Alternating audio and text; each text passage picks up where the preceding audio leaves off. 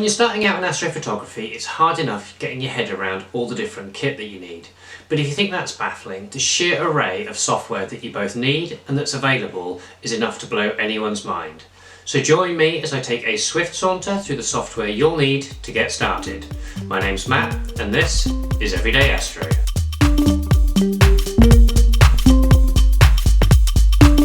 In this video, I'm going to take a look at the software that I use for astrophotography.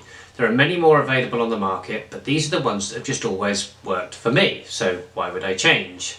I'm also going to mention a few other programs that I've used in the past that you might find helpful, so you could do a little bit more investigation and find out what you think will work best for you. I'm going to break this video down into 4 sections. The first is about communication, then we'll look at image capture, image stacking, and finally processing at the end. So first off, let's take a look at communication. When we talk about software, it would be remiss of me not to start with how things communicate. Most of us have different equipment made by various manufacturers, and they all speak their own very unique language. I have a mount that's made by Skywatcher. I used to own one that was by Celestron. I have a telescope that's made by Explore Scientific. My camera is made by QHY. My focuser is ZWO. And I use a Pegasus Astro power box to connect everything. So if my camera speaks a native language of QHY and my focuser has a very particular dialect of ZWO and my mount is only fluent in Skywatcher, how do we make all of these things communicate? Well, thankfully for the Astro community, we have something called ASCOM. You can think of ASCOM a bit like your own personal TARDIS. Once you have the ASCOM platform on your computer, like the TARDIS, ASCOM makes it seem like everything appears to be speaking the same language, so everyone can understand everyone else at the same time, and all of our equipment acts like one big happy family. So this is the basic framework for your setup.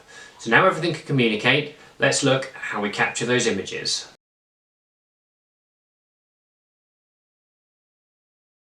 There are many programs out there that can automate your image capture processes.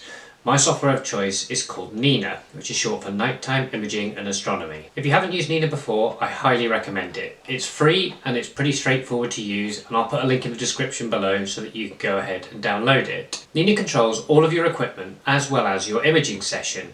It also comes with many other features, including a flats wizard and a framing assistant, which I find really useful. So it really is a one-stop shop for everything for your imaging. It can even recommend what the best target for you to shoot on any given night is. I'll shortly be doing a set of videos on how to set up and use Nina, so make sure to hit that subscribe button below so you get notified when those are available. And this is what your Nina system looks like. The interface is pretty clean, modern and simple. All Nina's tabs are on the left hand side, and they're almost in a kind of workflow order as well, which is kind of convenient. So you start by connecting your equipment, and then you can find your desired target within the Sky Atlas. You then frame that in the way you want to have it framed ready for the night. You jump over the flats wizard and you set up the sequence of images that you want to take. Finally, you get to watch all that imaging as it's going on, and you get to control that imaging session at the final tab, other than your settings. So this is a really simple way of setting everything out, and I find it very clean and easy to use. Within each tab, for example, within the equipment, it then lists all the different equipment that you can connect to. At the moment I'm not connected to anything, but for example I could select either my ZWO or my QHY camera and then just hit the connect button if it was connected, and it would connect that, and it would give me lots of options about cooling my camera and things like that. The same for, say, that the focuser, it's got my ZWO focuser, so I would just connect, and again my mount is under telescope as well. So there are lots of things that you can very easily do, and it's very intuitive at how you want to control what's happening. The next part is the Sky Atlas. So in this case I've searched for M101, and as I search for that it brings up any details it has of anything relating to M101. So it says, well, hey, look, I think it's this particular galaxy here. It tells me a little bit of information about what that galaxy is doing and how it's going to move during the night, and it gives me some options on the right hand side. So for example, I always then set that for the framing assistant, which is the next part of your process. So within the framing assistant you then get numerous options. It tells you it's taken the image from the NASA Sky Survey, it's given me the coordinates of where this is actually located. It also tells me some details about my camera to make sure that it has everything right.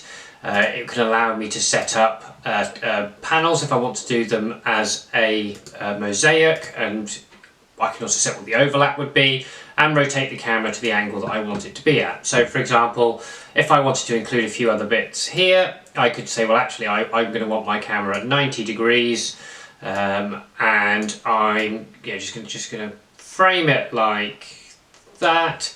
And down here you can see it gives me the coordinates for that exact position, so I can just change these to the required coordinates and it'll mean that I have everything correct, and that's exactly where my plate solving will attempt to get to.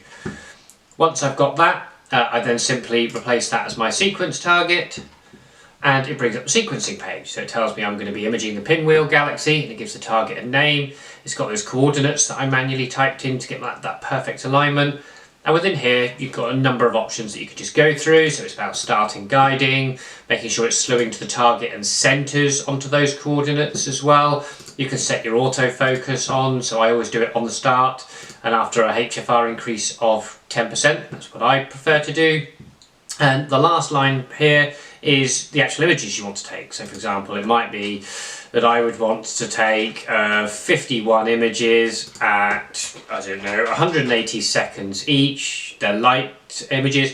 If my filter wheel was connected, I'd be able to pick which filter. Binning, again, my camera's not connected, so there's nothing I can do there. I'm going to want to dither, and I'm going to dither every single frame, and my gain and offset is set there as well. I could also, for example, if I had an automatic lens cap, for example, I could then say, well actually, I'm also, after that, I want you to take some dark frames, and I'm only going to want, I only want 21 of those, but again, at 180 seconds, there's very little point in dithering any dark frames, so I could run that, and when you hit play, it will run that sequence for you. And you get to watch everything that's happening within the imaging tab. So on my left, because I have this customized to my particular way of the way I like things, I have all of my equipment on the left, so it's looking at my mount, my camera, my filter wheel and my focuser. In the middle I have the image, so as it takes an image it'll be displayed here. I have other tabs that I can flick through on this as well, so if I want to do some plate solving manually, then I can just click that and it'll do it for me. I can run autofocus manually rather than as part of the sequence, and I can look at my history of images in this bit as well. I also at the bottom have my guiding graph, so when it's connected to PHD2, this automatically brings the guiding graph into this rather than me flicking between two different systems. And on the right I just have some information about what's actually happening. So this looks at my HFR for my star sizes, gives me some general statistics about what's happening in my images, and this I can just go between the sequence and the imaging tabs. If I want to just run a single image to check something, I can just put that in here, click to take an image, and it'll take a one-off image for me. So it's a really, really simple and intuitive software to use. I think it is very clean and modern looking. I love the fact that everything is in one particular place, and it makes my image sessions run so smoothly on any given night as well. And again, it saves me having to jump between numerous bits of software, be that Stellarium or anything else, to actually try and work out what I want to image or how I'm going to set it all up that night. So again, I would highly recommend, if you've never used Nina before, then do download that. There are other softwares out there as well that are worth you looking into. I still use some of them, so Astrophotography tool, for example. If I'm running a second rig, because it's two Skywatcher rigs and I don't think the software copes with two of the same thing at the same time, I use Astrophotography tool to run a second rig. So there's some software that I still use there. I think that's a really, really good starter package, but obviously it does make the transfer to Nina a little bit harder if you're used to one particular thing. So if you are looking at where to start, I would still go for Nina. Even if you don't have all the equipment that it says you can have there, Nina will grow with you. So it'll start with the basics of just having a mount and a camera, and then from there, as you grow and get more equipment, you can just keep adding that into that interface that you're used to using. There are also other ones such as Signal Generator Pro, but these are ones I've never really used in the past. I've always found either APT or now Nina to fulfill all of my needs. So once you've captured your image, you need to think about how you're going to be stacking those. So let's have a look at some of the software that you can get for that.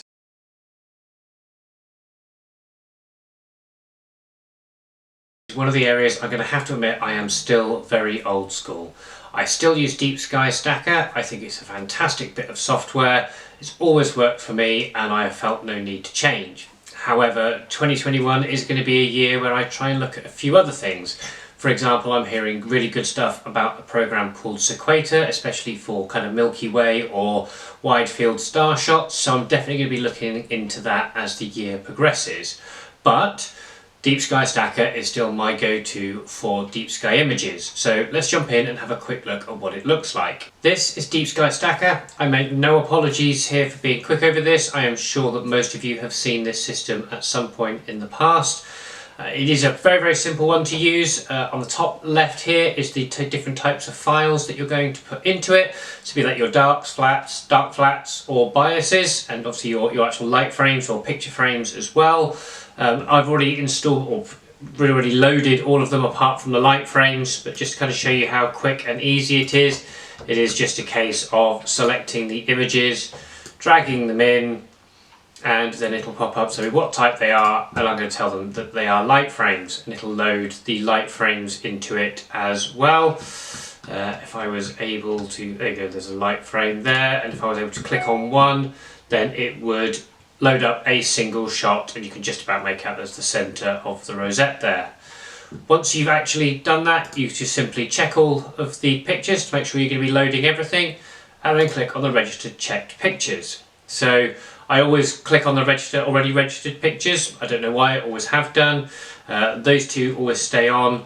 Again, I've already done a quality assessment of mine, that's why I've got an odd number of images in this. I've taken out the ones that are of no use, so I just want all 100% stacked. In the advanced bit, you can also check how many stars are being detected. That's always worth doing. It only takes a couple of seconds to run through, but they get 462 stars detected. I don't need that many. I would always go for, I aim for about sort of 250, so I could reduce that and knock that back if I wanted to, which would probably speed up the process slightly, and then just recalculate how many that comes through. There you go, 300, that I'd be more than happy with. And it's always worth just looking at the recommended settings as well. It will tell you what you're already using, and it will give you some advice for anything else that goes through. Always worth just reading their advice and just checking those things as well. Obviously reduce the noise by using a median filter, and stack after registering. So once it's registered all the pictures, then it will simply stack everything, and you will get a completed stacked image at the end of it, which you can then save as a TIFF file. And that is about as much as it ever takes with stacking. So it's not the quickest process in the world. DSS has been around a long time, but I find it an excellent piece of software. It's never let me down to date, so I continue to use it. I know you can do things in Astro Pixel Processor or PixInsight. Neither of those have I ever fully got on with, if I'm entirely honest. Again, I will try, I promise I will try and get to grips with those programs, but at the moment I haven't, so I stick with DSS, and I find that really works for me. So this is a really good place. I think if you're starting out, it's a really good piece of software to work out. And again, at some point in the future, I will do a video going into more detail about some of the settings within DSS and how you can make sure that they're working to get you the best images at the end. So once you've stacked your image, there is only one thing left to do, and that's to start processing.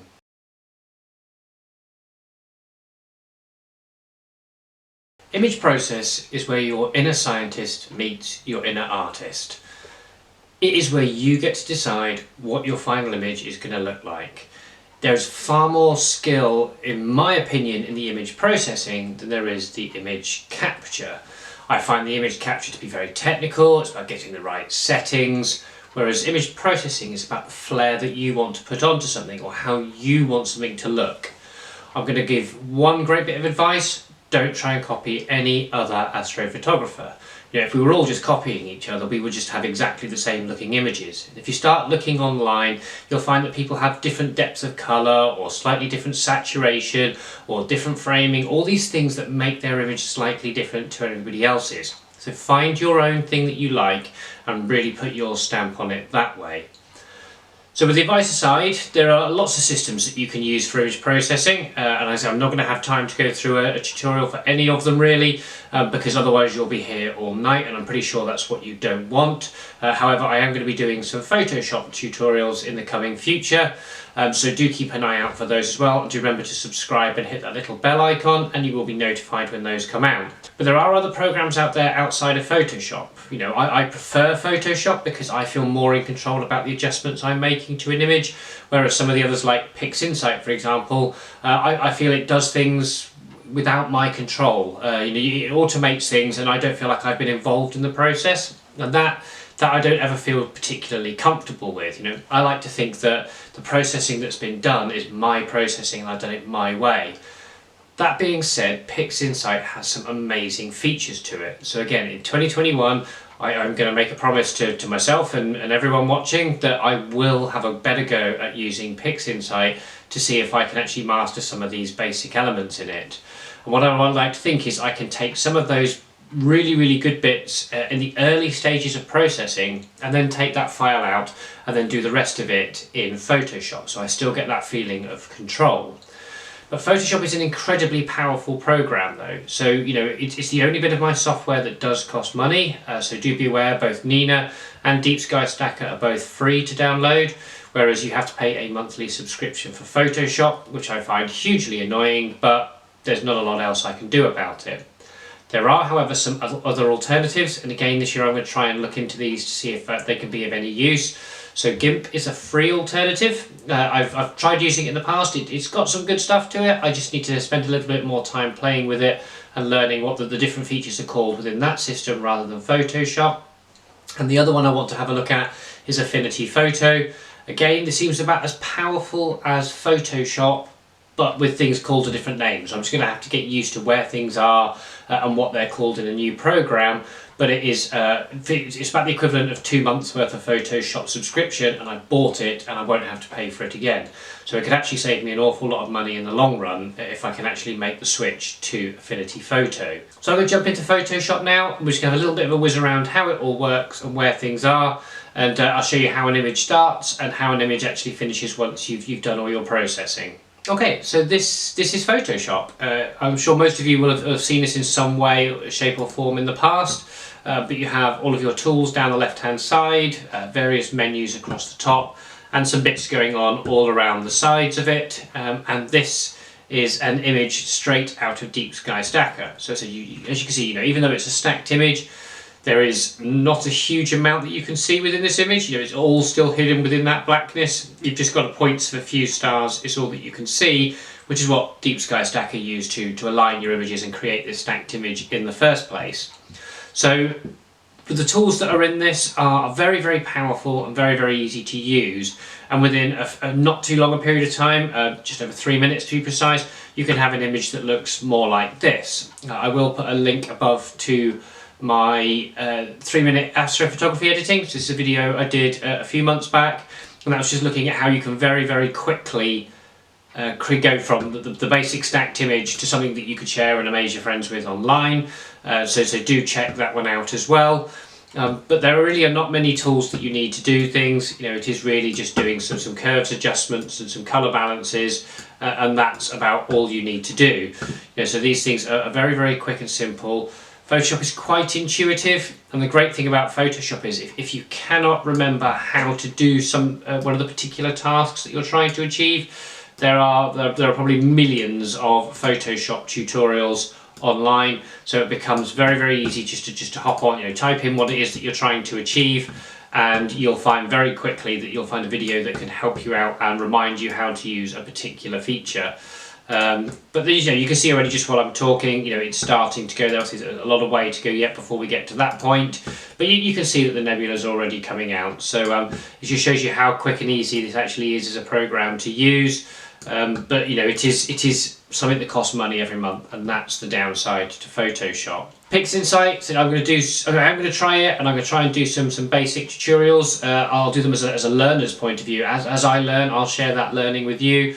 Hopefully that'll help it stick in my brain, and I can find the bits that are really useful to do within PixInsight before bringing your image into Photoshop. If I can find that sweet spot, obviously I'll be able to share that with you in a future video. The only other bit of processing software I'm going to say is an absolute must for everybody is Starnet++. Again, I'm not going to go into a tutorial here, but I do have a video, and I will link that up above to how you can use Starnet++ to improve your images. It's probably one of the most powerful programs you have at your disposal. It will make a huge impact to your deep sky and nebula, especially images. So I would highly recommend downloading that. Again, that is a free bit of software as well. I believe it can also be integrated within PixInsight as well. So that's something else to have a look at as I go through the year. but it's one of my favourite pieces of software. I think it's absolutely amazing what it does, and the results it can give you are just fantastic. So do make sure you check out Starnet++ as well. So that's really all there is to my Astro software for 2021. I've got my stalwarts in Nina and DSS, and Photoshop is still definitely going to play a part, but I am really looking forward to trying out some new software, be that Sequator or PixInsight. I'll have a look at Astro Pixel Processor as well. So I'm going to try and find where I can get a blend of the best software out there for what I do. I say most of what I am is deep sky astrophotography, but obviously as I find anything that's good, I will continue to share that with you. But I hope you found this video of some use. Certainly if you're starting in the hobby, let us know how you're getting on in the comments below, or if there's any other software you really think I should be trying. Drop a comment, let me know, and I'll definitely look it up and see if it's something that would help me out in my astrophotography journey. But until next time, clear skies.